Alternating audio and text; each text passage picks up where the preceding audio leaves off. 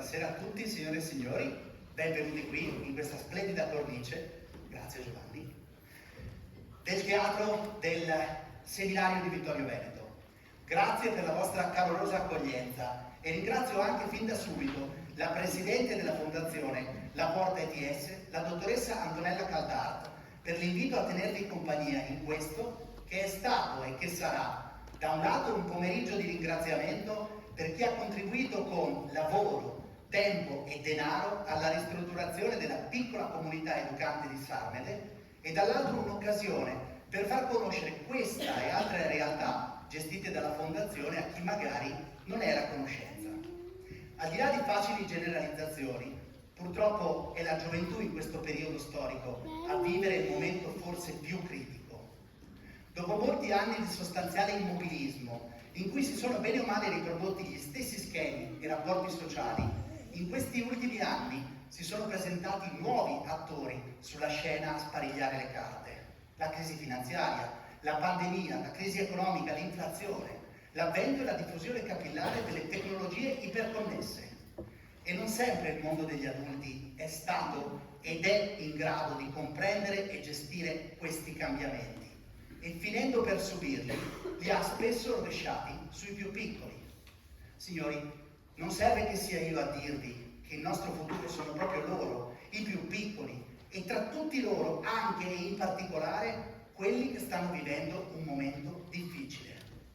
Ricordo che anche Leonardo Del Vecchio, presidente di Luxottica fino alla sua morte avvenuta nel 2022, era stato da bambino un Martinit, ovvero l'ospite di una struttura di accoglienza che ricorda molto quella di cui stiamo festeggiando questa sera la rinascita. Si capisce perché non possiamo rischiare di perdere per strada nessuno di questi giovani. E quindi mi rivolgo a voi, signori, perché se queste riflessioni hanno lasciato un eco dentro di voi e sentite che volete fare qualcosa, ma non sapete come o cosa, oggi potete. Semplicemente donando una piccola somma di denaro, perché, come ha detto la Presidente Caldart, finché c'è vita, i bisogni non finiscono mai. A questo scopo, all'uscita, troverete 2 cassette per la raccolta di fondi in favore della Fondazione La Porta ETS. Siate generosi perché il concerto è gratis e donare oggi qualcosa non è un atto di fede, ma un investimento per il nostro futuro. Grazie.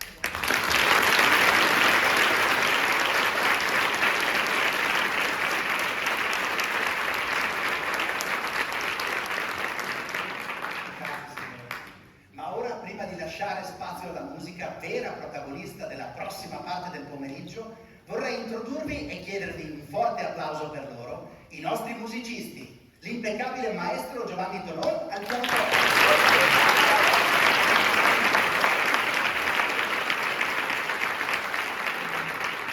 il leggendario Macina Tempo Alberto Mazzera alle percussioni,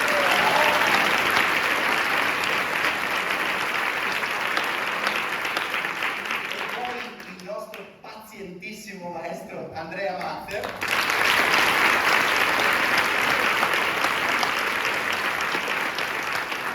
e signori, per ultimi ma non per importanza, i miei compagni d'avventura, gli Sconcertati.